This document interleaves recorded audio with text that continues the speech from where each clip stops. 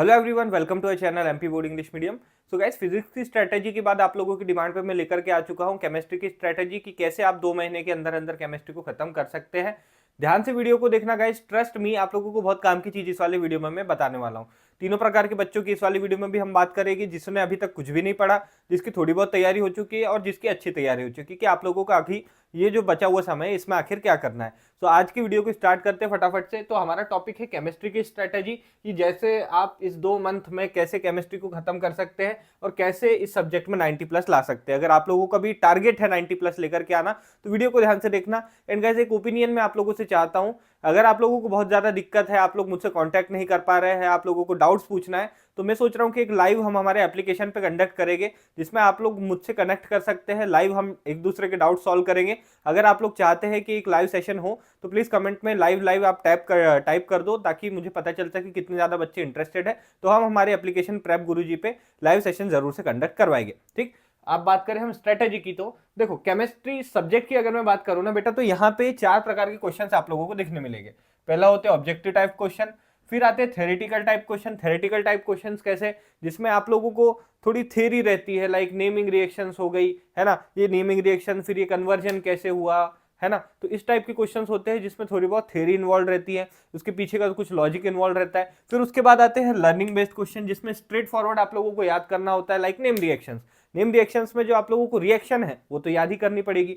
उसके लिए तो आप कोई कंसेप्ट नहीं लगा सकते, नहीं आप उसके लिए कोई फॉर्मूला लगा सकते। अगर कोई नेम रिएक्शन ऐसी है तो उसको वैसा का वैसा आप लोगों को याद करना पड़ेगा। और आखिरी में आते हैं फिजिकल केमिस्ट्री में न्यूमेरिकल टाइप क्वेश्चन।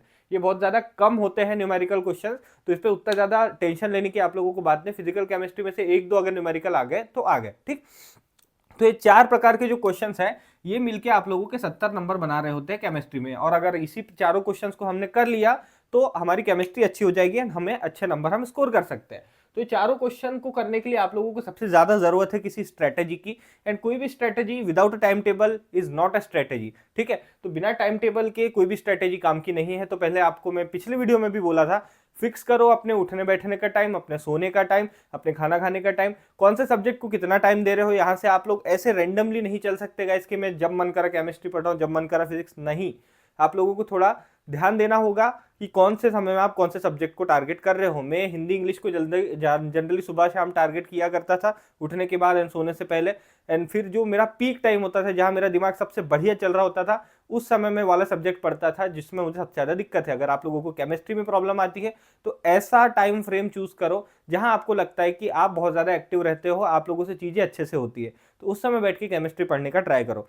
तो आप एक टाइम टेबल बनाओ, खुद का एनालिसिस करो, उसके बेसिस पे टाइम टेबल बनाओ कि बेटा मैं कब उठता हूँ, कब मैं सोने जाता हूँ, कैसी मेरी दिनचर्या है ना। तो इस तरीके की अगर आप चीजें करते हो तो आप लोगों का टाइम टेबल बहुत आसानी से बन जाएगा। अब बात करें उन बच्चों की कि कैसे आप लोगों को करना है, अच्छे बच्चे, कमजोर बच्चे और सबसे कमजोर बच्चे। तो तीनों के लिए मैं पिछली वीडियो में भी एक कॉमन चीज बताई थी, सबसे इंपॉर्टेंट चीज कोई है, trust me guys, trust me, वो है PYQ। केमिस्ट्री में भी प्रीवियस ईयर क्वेश्चन पेपर्स, मेरा एक बार ये वीडियो देखना, ये स्टडी मटेरियल वाला जो वीडियो है ना, एक बार टैप करके देख लेना, आप लोगों को ये चीज कितनी काम की समझ में आ जाएगी। जब मैं एग्जाम सेंटर से बाहर निकलता हूँ ना गाइज, तो बच्चों से पूछता हूँ मैं कि बेटा मैंने जो कंटेंट दिया था क्या उसमें से आया।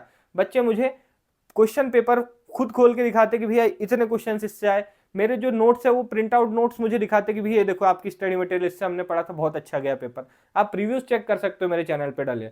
तो ये इतने काम के होते हैं प्रीवियस ईयर के क्वेश्चन पेपर्स। प्रीवियस ईयर में से कितना आता है मैंने इस वीडियो में बताया। ये जो स्ट्रेटेजी स्टडी मटेरियल वाला वीडियो है, इसको देख लेना ध्यान से।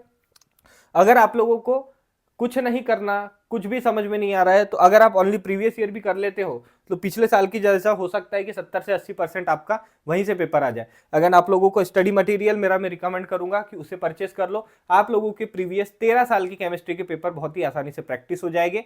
एंड अगर आप लोगों को उसे परचेस करना है तो हमारे एप्लीकेशन प्रेप गुरुजी को आप लोग डाउनलोड कर लीजिए, वहां से आप इस कंटेंट को परचेस कर सकते हैं। इसके अलावा हमारे ऐप पे आप लोगों को स्टडी मटेरियल मिल जाएगी, फ्री इंपॉर्टेंट क्वेश्चन मिल जाएंगे।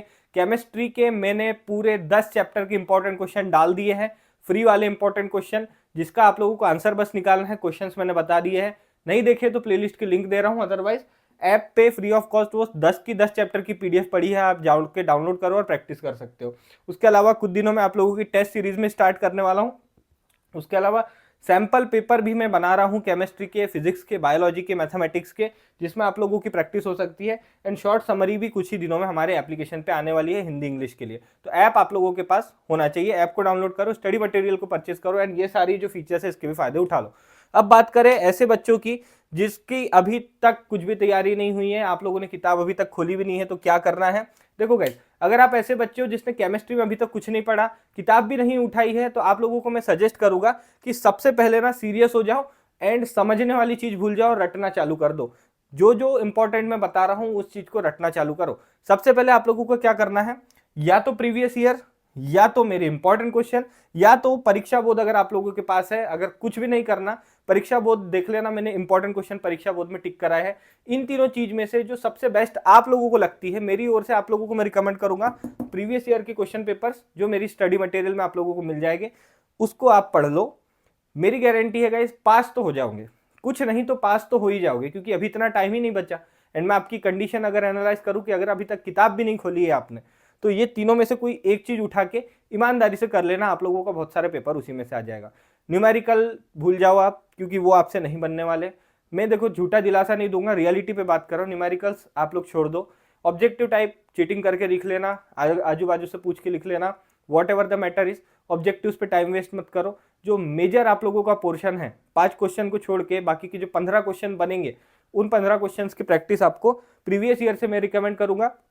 प्रीवियस ईयर से नहीं करना है तो मैंने जो इंपॉर्टेंट क्वेश्चन दिए ऐप पे डाले हैं, या वीडियो की लिंक है डिस्क्रिप्शन में प्लेलिस्ट की, वहां से देख सकते हो। या तो परीक्षा बोर्ड की भी प्लेलिस्ट की लिंक दे रहा हूँ डिस्क्रिप्शन में, वहां पे जाके चेकआउट करो। परीक्षा बोर्ड के एक एक चैप्टर के मैंने इंपॉर्टेंट क्वेश्चन टिक करा है, या तो वो कर लो।